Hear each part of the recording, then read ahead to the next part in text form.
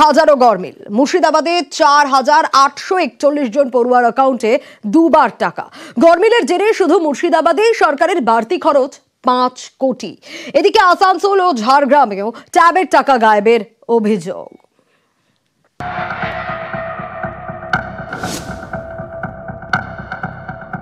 অনলাইনে পড়াশোনার সুবিধার জন্য ট্যাব কিনতে ১০,০০০ টাকা করে দেয় রাজ্য সরকার।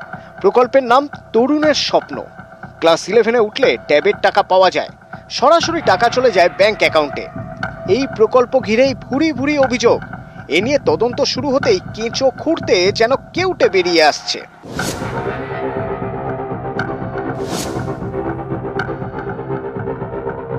জেলা প্রশাসনের তদন্তে চাঞ্চল্যকর তথ্য। শুধু মুর্শিদাবাদেই ৪,৮৪১ পড়ুয়ার অ্যাকাউন্টে দুবার করে ঢুকেছে ট্যাবের টাকা। তোমার ট্যাবের টাকা ঢুকেছে? কত টাকা ঢুকেছে? 20,000 টাকা ঢুকেছে। স্কুল থেকে জানানো হয়েছে, আমি আজকে আসলাম, কি বলে তাই। ও, তোমাকে ডেকে পাঠিয়েছে নাকি? একজন গার্জেন বলেছে আমার মেয়ের অ্যাকাউন্টে 20,000 টাকা ঢুকেছে। সেক্ষেত্রে বলেছি টাকাটা তোলা এখন এই মুহূর্তে প্রয়োজন নাই।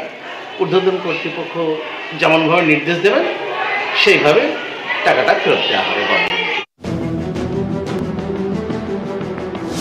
ঝাড়গ্রামের 11টি স্কুলের 50 পড়ুয়ার ট্যাবের টাকা গায়েবের অভিযোগ অ্যাকাউন্টে ট্যাবের টাকা ঢোকার পর কেউ সেই টাকা তুলে নিয়েছে। এ নিয়ে ঝাড়গ্রাম সাইবার ক্রাইম থানায় অভিযোগ দায়ের হয়েছে।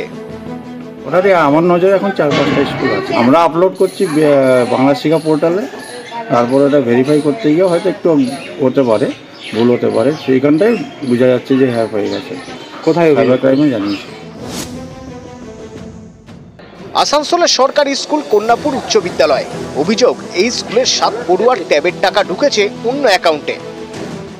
আমাকে সবাই বললো যে ফোনে টাকা ঢুকে গেছে, তো আমার মেসেজ আসেনি। তারপর আমি ভাবলাম হয়তো মেসেজ আসেনি কিন্তু ফোনে টাকাটা ঢুকে গেছে। তারপর ব্যাংকে চেক করতে গেলাম, তারপর দেখলাম আপডেট করে ব্যাংকে টাকা ঢুকেনি। এখন স্কুলে বলেছি, স্যার বলে চেষ্টা করব।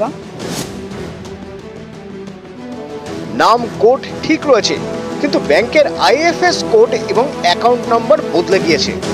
এভাবেই পড়ুয়াদের ট্যাবের টাকা নির্দিষ্ট অ্যাকাউন্টে না পড়ে চলে গিয়েছে অন্য অ্যাকাউন্টে। গরমিলে অভিযুক্ত শিক্ষক ও কর্মীরা। মুখ্য সচিবকে দেওয়া রিপোর্টে স্কুল শিক্ষা দপ্তর জানিয়েছে রাজ্যে ৩০০রও বেশি পড়ুয়ার ট্যাবের টাকা গায়েব।